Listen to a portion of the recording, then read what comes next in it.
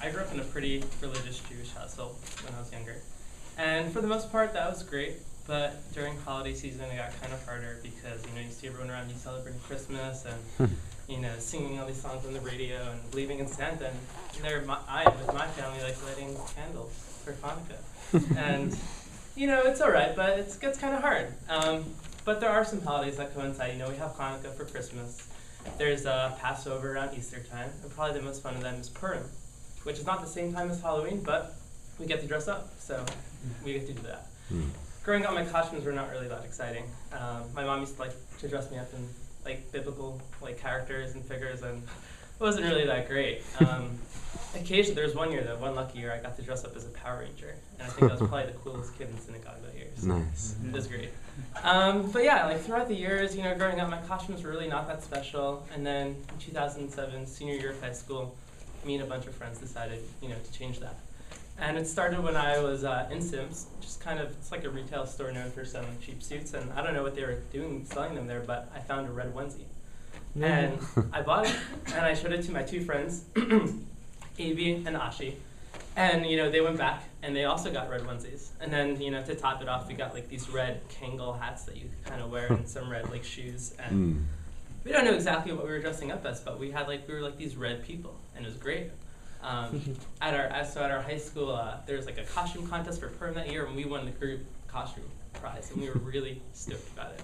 We didn't want to take our costumes off at the end of that day, and we decided we wanted to, continue doing something. So, we were thinking, we decided we were going to make a video, a film about the adventures of these three red onesie people wearing and doing lots of fun stuff. So we decided to came up with a list of the most cliche things we could do in Manhattan. I don't remember exactly what they were. Somewhat we were gonna ride the carousel in Central Park. We were gonna go ice skating in Bryant Park, and then we were just gonna hang around, Times Square, all while wearing these red onesies. So we've been talking about this for a couple of weeks, and we finally decided, we're gonna do it. So we met up at my friend Ashi's house in Westchester, New York, and we were kind of brainstorming, and we decided that we wanted the scene to start off with two of us in onesies meeting another one in a onesie coming out of an airport. And lucky enough, there was an airport nearby, about 20 minutes away, called the Westchester Airport, just a small domestic airport. And we needed a friend to help us out. So my friend Yehuda, who's actually, he was Israeli, he had been in the country for a few years. His English was pretty good, not amazing. He came along with us to help us, just run the camera. Not that tech savvy, but I think he was probably, the only guy who agreed to help us out that day. So off we were. We decided to take two cars so we could get footage of one of the other cars while driving. And we got to the airport, and we were looking for parking, and we just couldn't find any parking. After about 20 minutes, we decided, maybe we should find out if we could actually film this instead, before looking around for parking more. So we waited until we saw the friendliest looking cop that we could find. And, we pulled over, and we asked her, is it all right if we film this? And I don't think the thought ever crossed any of our minds, what her reaction would be in seeing all of us seeing full, red onesies. And so we asked her the question, and as soon as we asked it, her body, immediately tensed up. And she just looked at us. She got really serious. She asked for our IDs. Remember, Yehuda forgot his driver's license at home, so he didn't have an ID, and they threatened to, fingerprint him. And they took our IDs and they walked away. It started to get really strange after that happened.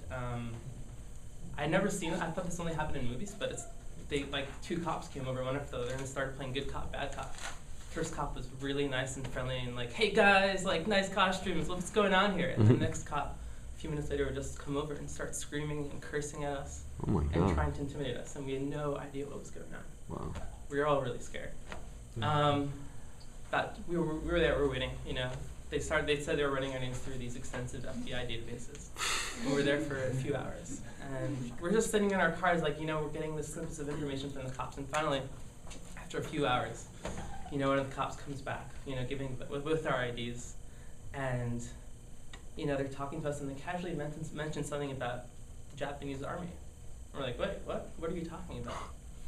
And as the cop started to explain what he meant, we were just sitting there in shock.